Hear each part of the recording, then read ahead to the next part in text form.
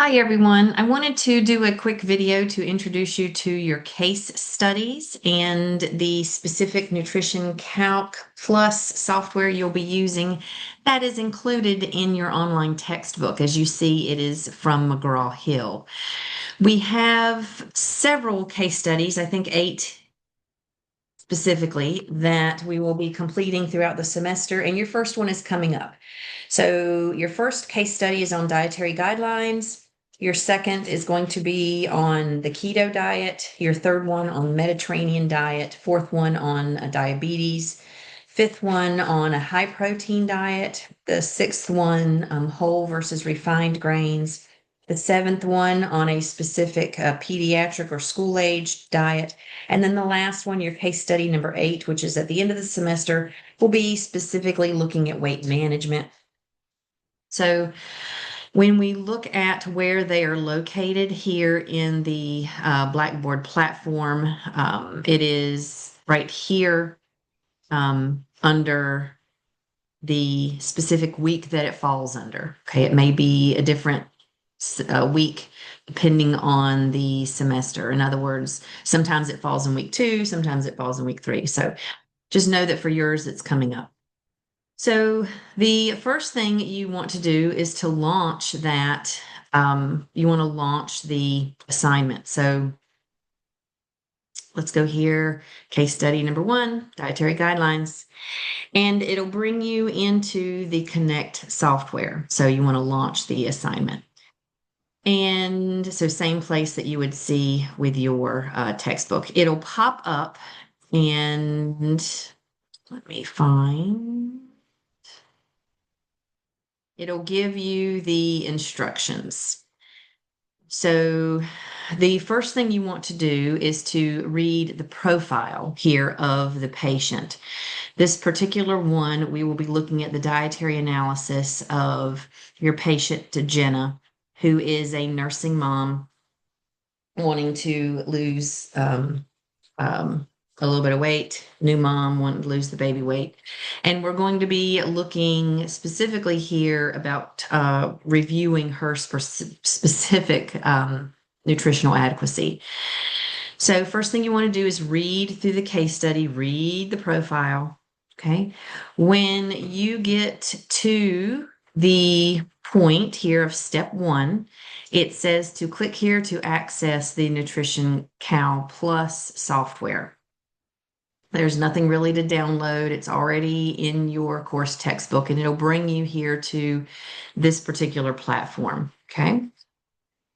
You simply type in your name if it does not already auto-generate from your McGraw-Hill Connect account.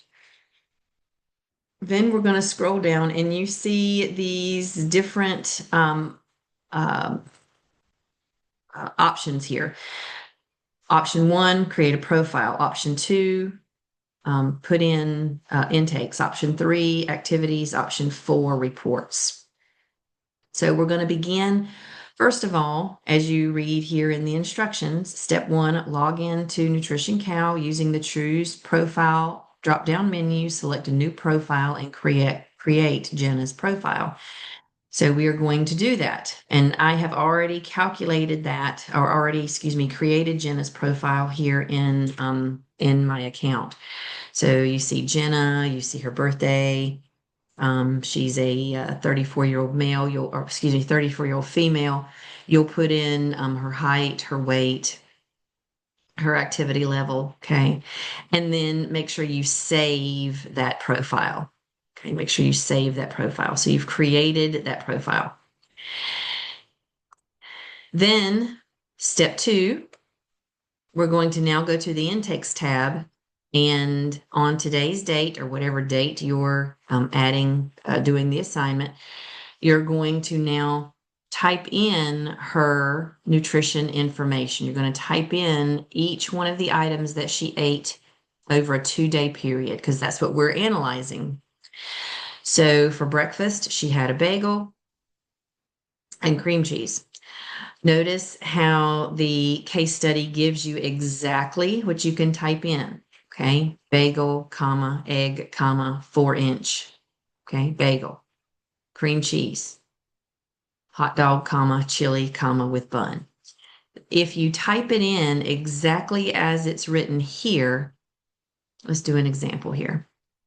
If you type it in exactly as it's written there, it will populate quicker. Okay, so bagel, egg, and you see the options here. Don't always click on just the first one. Notice how there's different sizes. Notice how there are different types. Okay, so we want to make sure different companies who make them. So make sure you click on specifically what it's asking for, right? And we would add that bagel, click that add, and then it will populate and you will be able to type in the serving sizes. Let's go on and do that so I can show you. So we want a 4-inch bagel. This is everything I've already populated for her. And then you see here, she had that bagel for breakfast. So you want to click breakfast. The amount, did she have 2 bagels? Did she have 4 bagels? She only had 1. And she had 1 whole one, remember, because we selected the 4-inch egg bagel. So that's what you will do for each one of these food items. Make sure you select breakfast, lunch, snack, or dinner based on when she ate that particular food. And remember, we do that right here under the meal drop down when we're adding that item. Also, please remember that this will take some time, okay?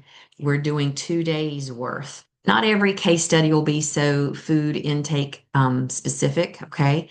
This is kind of getting you used to using the program and getting you used to looking at the reports and getting you ready for your end of the semester nutrition project, which is pretty extensive as well. So I would recommend allowing yourself a good hour to be able to complete this assignment, and a good half of that to inputting all of the data entry here, because notice she has 2 full meals, 2 full days worth. Okay. Once you have done that, okay, please do not wait till the last minute to do these case studies. They do take some time. They are so interesting and really eye-opening. Once you have all the data entered, then, and notice too, hang on before we move on, there are 2 different days. All right, so when you're, let's do Jenna's profile, let's intake. When you are doing her second day of intake, make sure you create a second day here in the calendar, because some questions are going to be related to day 1 or day 2, okay, or specific meals. So please make sure you are really careful and really accurate in your data entry, because it will skew your results if you don't. The third step now is to go to reports. Okay, there we're going to now go to the reports tab here in the Nutrition Calc program, and you see that's right here in yellow. Make sure you save each item too. When you go to intakes, make sure you save each food item as you go along, because you want to save your work. And notice here all of the different reports that we have. We're going to be using each one of these eventually throughout the semester, but for this first case study, right here where it says spreadsheet report is the one that you're going to need. So we're going to select spreadsheet report, and it's going to ask us, okay, let's put in your information. Okay, so please make sure you do that. Please put in your name, so that for some case studies, I'm going to require you to upload your PDF of your printout that you're going to see here in a minute to actually document that, yes, you did the work and, didn't just Google search, that you were honest about your work. Okay. That's very important. You get in, you get out what you put in. All right. So make sure it's you.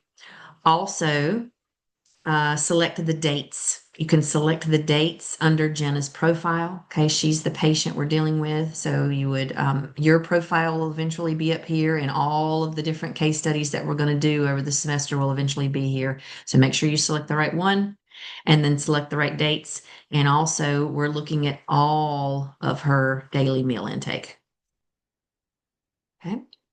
You can do a PDF, you can do an Excel. I would recommend doing a PDF. And then we're going to click View Report. When that report comes up, you see everything that you have just entered. Okay, so you see Jenna, you see your name, you see the dates that you're looking at Jenna's profile, and you are seeing item by item everything that you just entered. So you see the bagel, 4-inch, one bagel, and now you see the nutritional breakdown. Notice how it's 9 pages. So don't panic. Yikes. Okay, we won't be using all 9 pages, but it gives you that wealth of information that you need. Never be afraid of the numbers, is what I told my patients, or what I continue to tell my patients. So you see here calories, total calories, calories from fat, calories from saturated fat, protein in grams, calories again, fat, calories, saturated fat. Okay. And then notice how it changes here.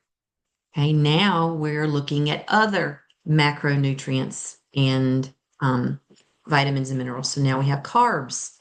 Now we have sugars. Now we have added sugars, fibers, soluble fiber, insoluble fiber. Okay. Now we have total fat, saturated fat, trans fat, uh,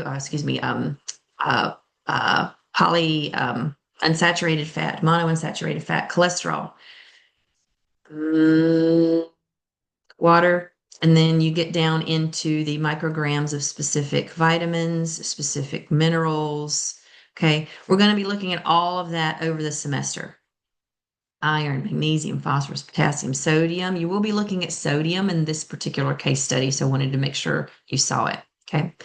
With every case study, we're going to be looking at different macronutrient and nutritional analysis items. So this is the report. So now that you have the report, now you can download it, save it, print it, whatever you'd like to do. This is where we now, using that report, using that spreadsheet report you just calculated, we're now going to answer the questions for the assignment. Okay. So as you're reading here,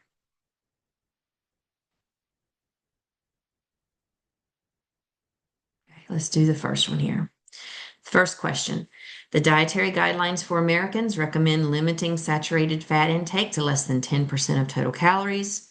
On the spreadsheet report that you just created, located in the columns for saturated fat and calories, calculate the percentage of calories from saturated fat for each of the 2 days. How does the percentage of calories and saturated fat on day 1 compare to day 2?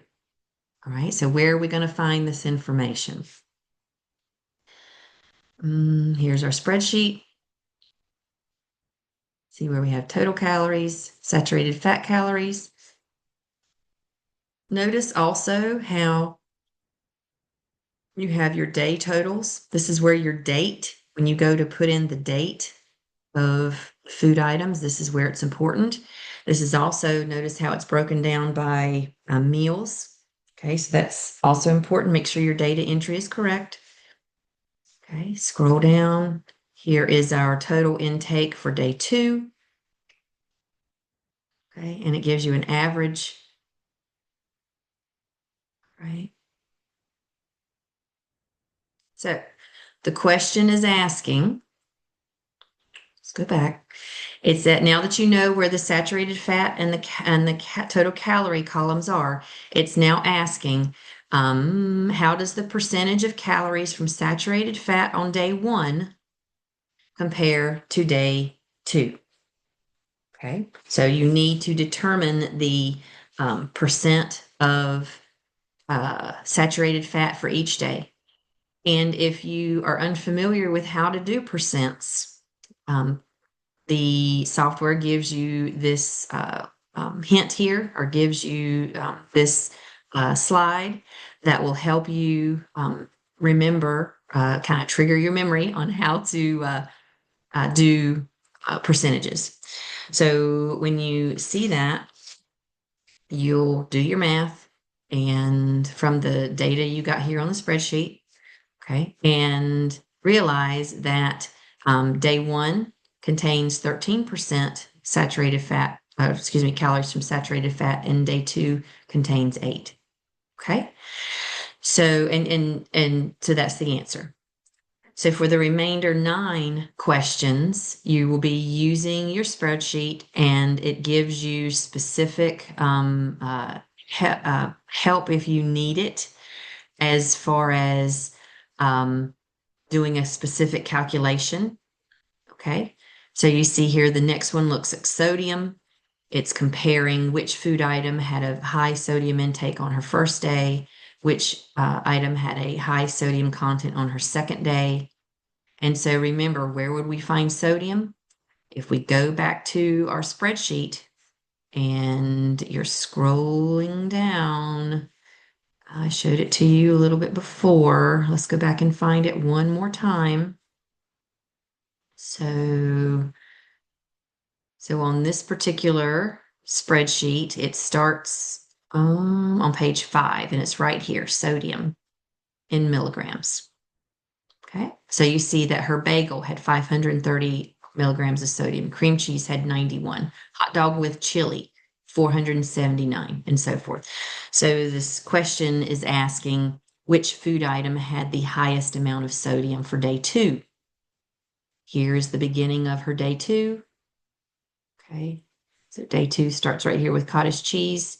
Which one of these items has the highest amount of sodium for day 2? And that's the answer to your question number 2. All right. So these spreadsheets are going to be wonderful once you, or these reports are going to be great once you're familiar with the program. It really is an excellent program.